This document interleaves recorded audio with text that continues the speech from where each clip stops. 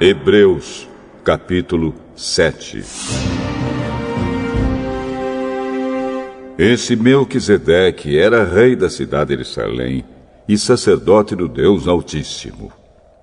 Quando Abraão estava voltando da batalha em que matou os reis, Melquisedeque foi ao encontro dele e o abençoou.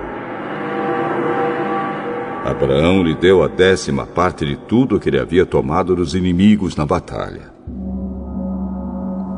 O nome de Melquisedeque quer dizer, primeiramente, Rei da Justiça.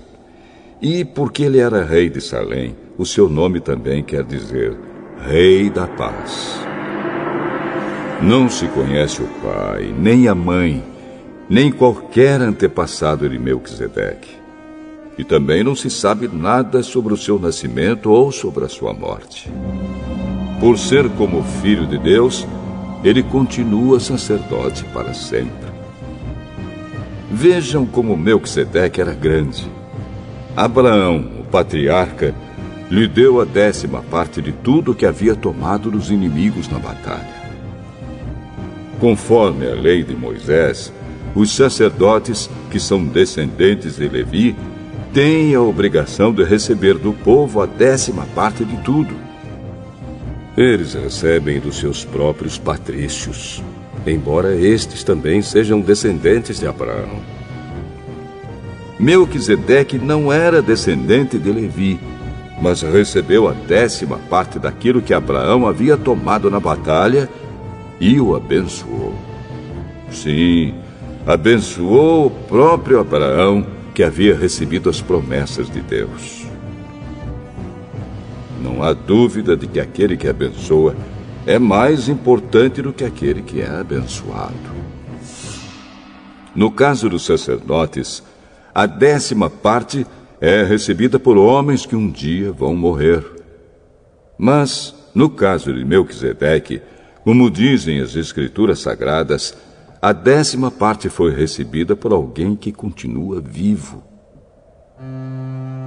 Portanto, quando Abraão pagou a 10ª parte, Levi, cujos descendentes recebem a 10ª parte, também pagou. Pois Levi não tinha nascido e, por assim dizer, ainda estava no corpo do seu antepassado Abraão quando este se encontrou com Melquisedeque. A lei que o povo de Israel recebeu se baseava no sacerdócio dos levitas. Ora, se o trabalho dos sacerdotes levitas tivesse sido perfeito, não haveria necessidade de aparecer outro tipo de sacerdote da ordem do sacerdócio de Melquisedeque e não da ordem de Arão. Pois quando se muda o sacerdócio, a lei também precisa ser mudada.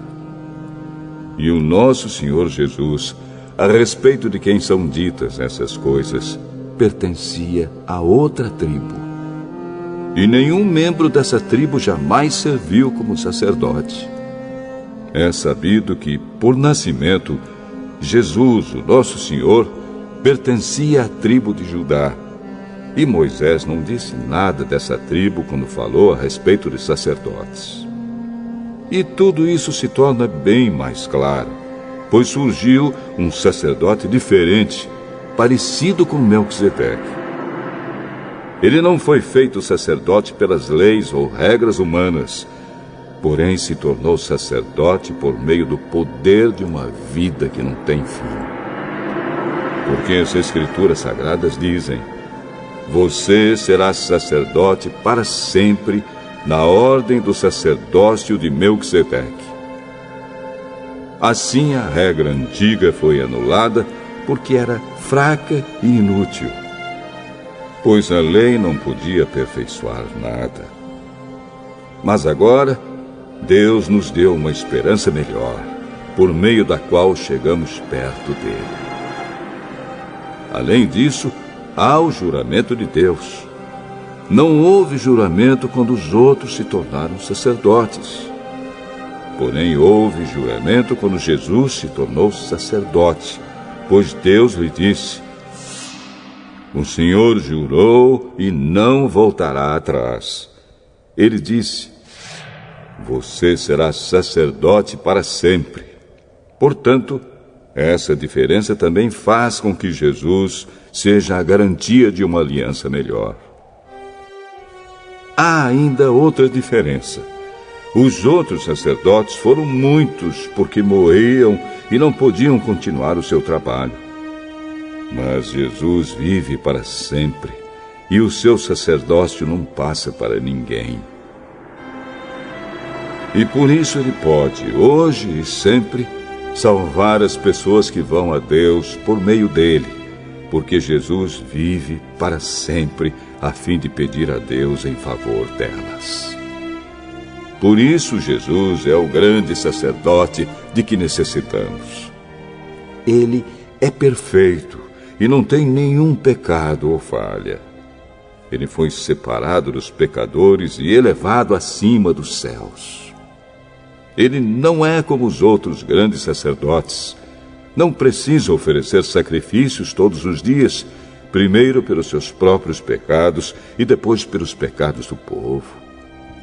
Ele ofereceu um sacrifício uma vez por todas, quando se ofereceu a si mesmo. A lei de Moisés escolheu homens que são imperfeitos para serem grandes sacerdotes.